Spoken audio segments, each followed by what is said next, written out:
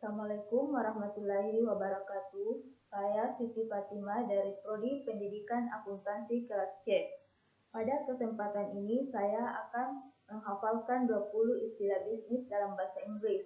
Yang pertama, balance of payment, pemikiran neraca pembayaran, merupakan suatu daftar ringkasan tentang transaksi-transaksi suatu negara yang mencakup pengeluaran dan penerimaan dalam bentuk valuta asing.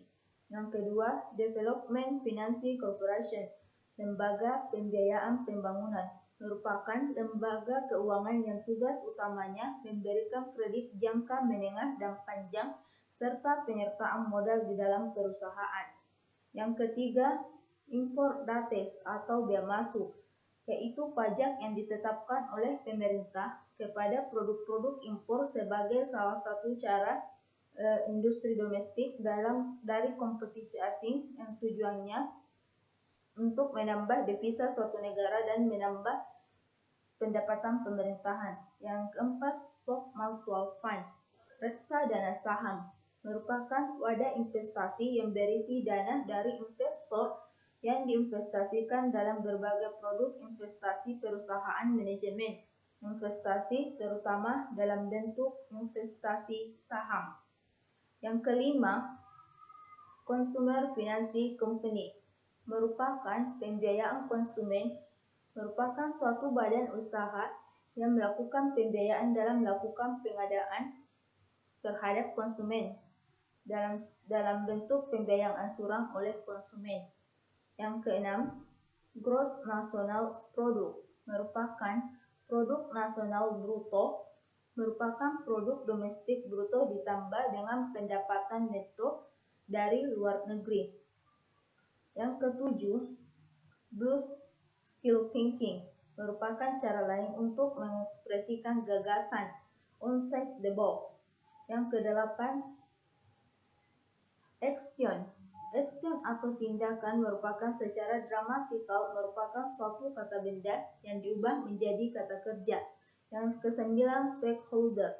Jargon ini digunakan untuk menunjuk siapa saja yang terlibat dalam proyek tertentu. Biasa disebut dengan pemangku kepentingan.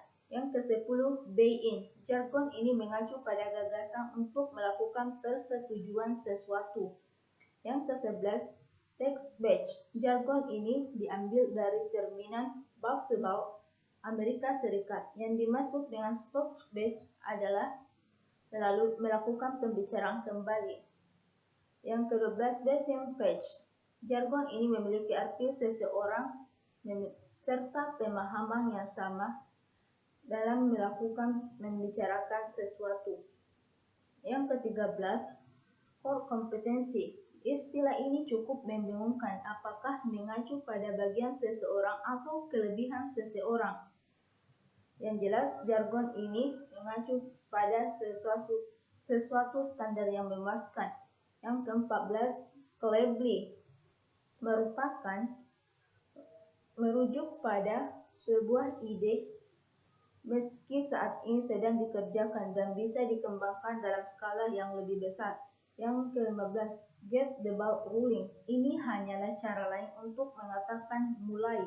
Anda pernah mungkin mendengar mengatakan get the ball rolling dari awal rapat, yang artinya mari kita memulai rapat. Yang ke-16, annual levy, berarti cuti tahunan. Sebenarnya istilah ini dilakukan dalam dunia militer, entah bagaimana diadopsi ke dalam dunia bisnis. Yang ke-17, low hanging fruit. Dalam bisnis, istilah ini dilakukan untuk menggambarkan seseorang tentang sesuatu yang paling mudah ditangani. Yang ke-18, twitch. Jargon ini sama dengan low hang, yang berarti hal-hal yang mudah dicapai. Yang ke-19, helicopter view. Istilah ini dalam bahasa Inggris berarti melihat sesuatu dari berbagai aspek. Namun sebaiknya Anda menghindari istilah ini dalam dunia bisnis jika Anda ingin dianggap serius. Yang ke-20, vertikal. Vertikal dalam dunia bisnis mengacu pada keahlian, misalnya prisi, yang menjadi istilah yang penting dalam dunia bisnis. Sekian dari saya, lebih dan kurangnya. Assalamualaikum warahmatullahi wabarakatuh.